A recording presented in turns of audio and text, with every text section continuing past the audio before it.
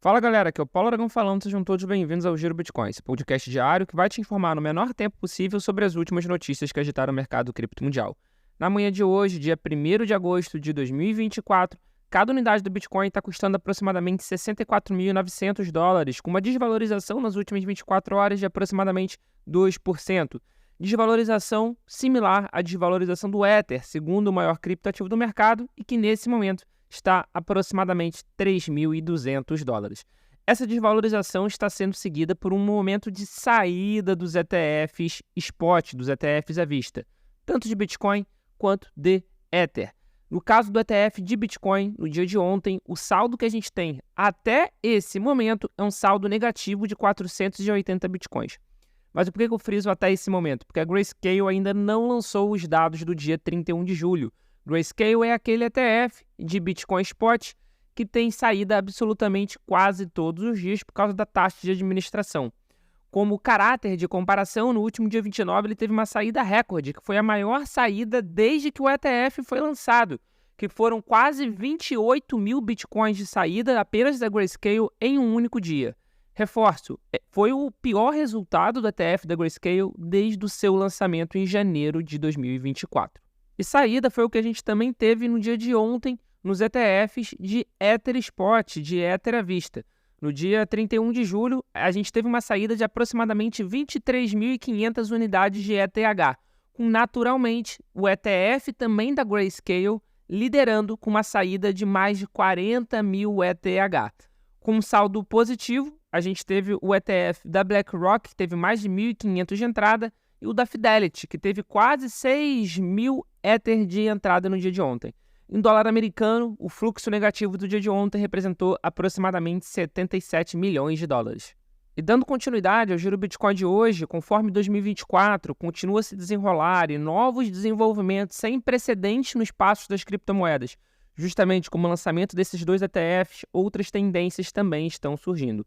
O crescimento das stablecoins, que dura há 10 meses consecutivos, e o aumento da dominância de mercado das stablecoins para quase 7%. Se você não sabe, stablecoins é uma classe de criptomoedas cujo valor é fixado em alguma coisa. No caso das principais stablecoins do mercado, são fixados, são pareados em dólar americano ou em outra moeda fiduciária. Mas, sem sombra de dúvida, as maiores stablecoins que a gente tem são em dólar americano. Como, por exemplo, a gente tem a Tether, que é o USDT, a gente tem a USDC, que é emitida pela Circle, a gente tem a da própria PayPal, PayPal lançou a própria, que é PYUSD, a gente tem a First Digital USD, enfim, a gente tem diversas stablecoins. Vale ressaltar que a do PayPal tem ganhado bastante tração. Abre aspas, o PayPal USD continuou a ser o maior ganhador entre as 10 principais stablecoins, subindo 17,9%, para 589 milhões de dólares de market cap, um novo recorde histórico para essa stablecoin. Essa afirmação foi dada por um relatório publicado no dia de ontem pela CC Data. E para vocês terem uma ideia, nas últimas 24 horas, o volume transacionado do USDT, que é o Tether, que é uma stablecoin de dólar americano, foi de quase 59 bilhões de dólares. É uma quantia realmente gigantesca. Isso só da USDT. Se a gente for ver também da USDC, que é a segunda maior stablecoin do mercado, foram mais 7 bilhões de dólares americanos. Então, esse relatório mostra para a gente que, de fato, é uma tendência a utilização de stablecoin, a adoção em massa de stablecoins. Isso, inclusive, já foi notado pelo próprio Banco Central brasileiro, falando que a stablecoin, sim, é uma, entre aspas, concorrente do real. Falando que o Bitcoin não é, que a criptomoeda, de uma forma geral, não é, mas que as stablecoins, sim, são um ponto de atenção do Banco Central porque podem ser um eventual concorrente.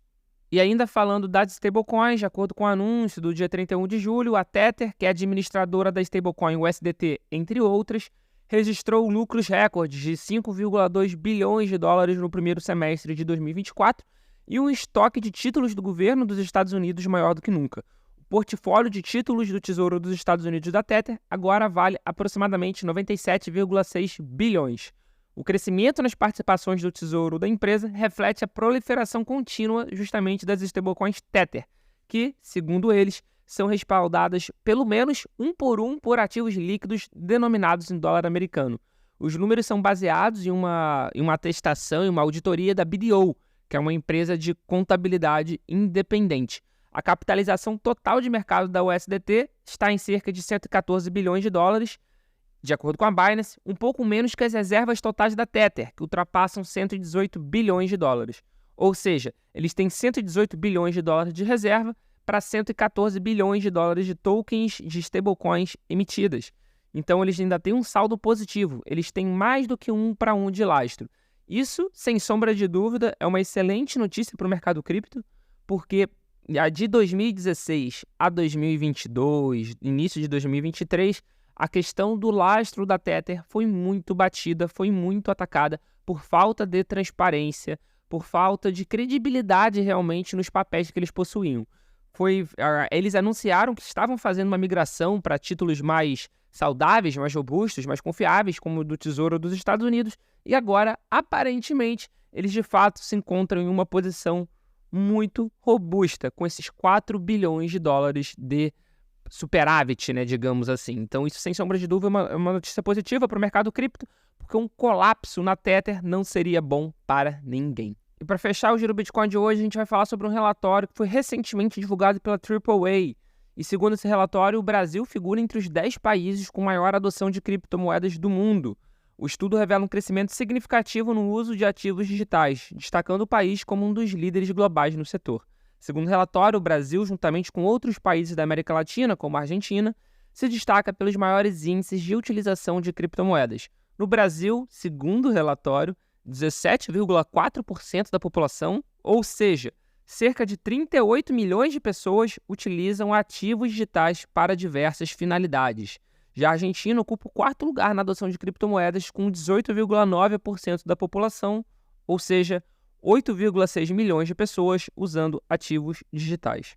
Eu, Paulo Aragão, tenho bastante dúvida em cima dessa quantidade toda, em cima de quase 40 milhões de pessoas utilizando criptomoeda no Brasil.